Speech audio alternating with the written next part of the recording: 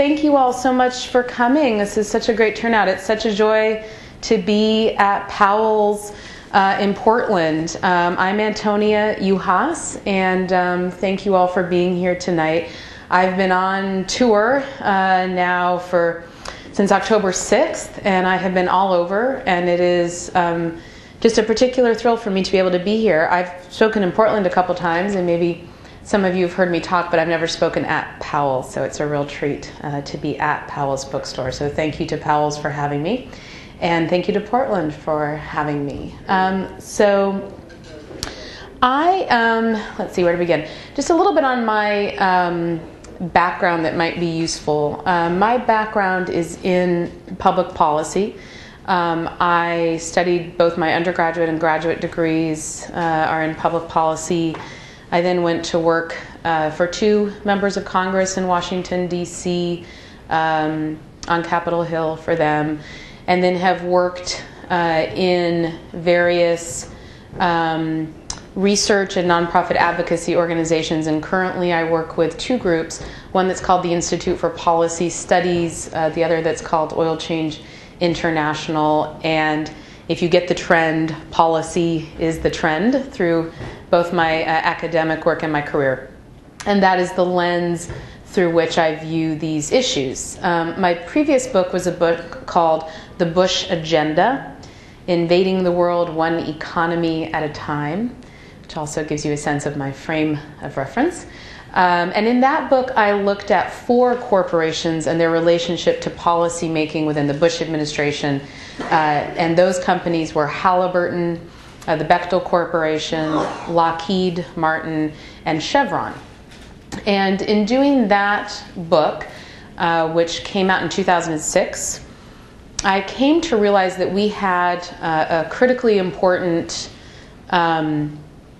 vacuum in our intellectual research and intellectual information available for our policy making and activist and analytic work, which was that essentially there hadn't been a book done on the oil companies themselves. There have been many very good books written on the geopolitics of oil, larger issues involving crude and peak oil and the uses of oil.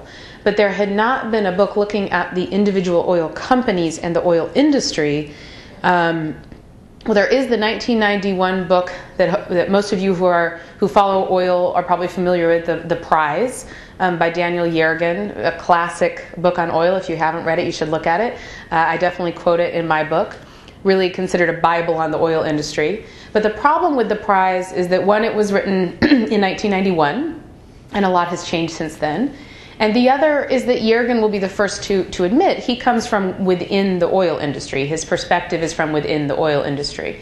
And so there really hasn't been a critical analysis of this industry done since 1975, and the classic book by Anthony Sampson, The Seven Sisters, which I highly recommend. So while the oil industry has really, in recent years, and particularly since probably 2000, and I'll get back to that year, really consolidated its power and its influence and its wealth, influencing, of course, everything that is so pressing on us right now, the economy, climate change, war, who are our policymakers and the functioning of our democracy. We, those of us who are concerned about these issues, which I imagine is everyone, don't know very much about who the companies are as individual actors, what their agenda is, what they are hoping to see in the future, how they hope to get there, where they come from, and what their agenda means to us. And so I set out to fill this hole.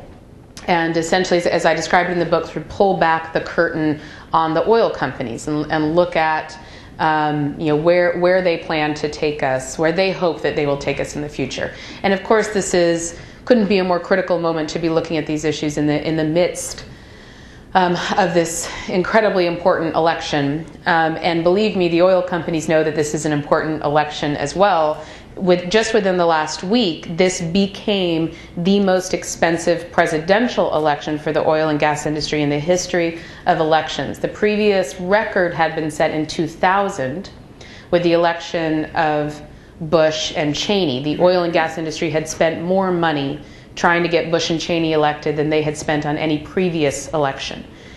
Palin and McCain just topped that. $2 million just to the McCain-Palin ticket, just from the oil and gas industry. So they think this is a very, very important election, and I think that we all do as well. So what I looked at was, in the title of the book is The Tyranny of Oil, and the subtitle is The World's Most Powerful Industry, and what we must do to stop it. So the world's most powerful industry, where I come up with that subtitle, is that I am equating profit with power. And what I did was look at the largest corporations in the world, which by and large by profit also happen to be the largest oil companies in the world, also happen to be the largest companies in the United States. Among the largest companies also happen to be the largest oil companies in the United States. And I looked at ExxonMobil, Chevron, ConocoPhillips, BP, Shell, and then I added Marathon and Total in there because those are the largest oil companies operating within the United States. Did I say Chevron?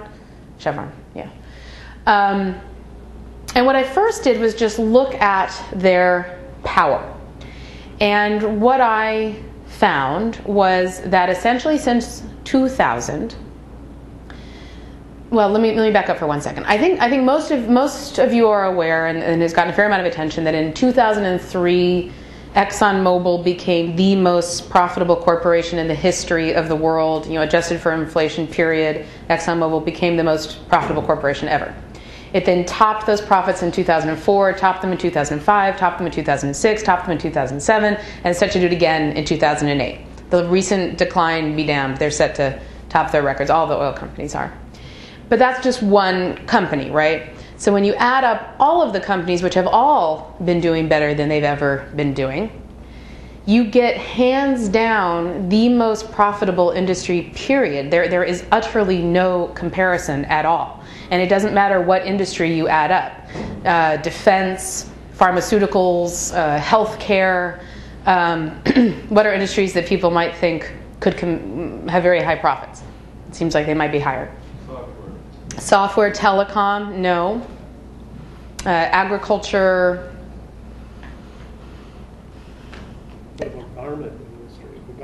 Garment industry. You are the first person who has suggested the garment industry. No, not the garment industry either. I'm wrong too.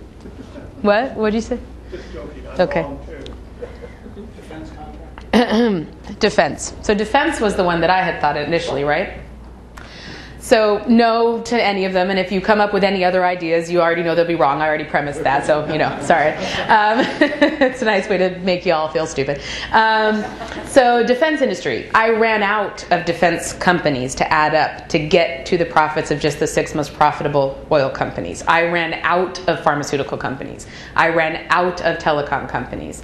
There just is no comparison. The only industry that came close for a time was the nation's banks, right? And they're not really competitors at the moment. However, it is worth noting that the 2 investment banks that have survived the financial crisis are Goldman Sachs and Morgan Stanley. Now, does anyone know what those 2 banks have in common?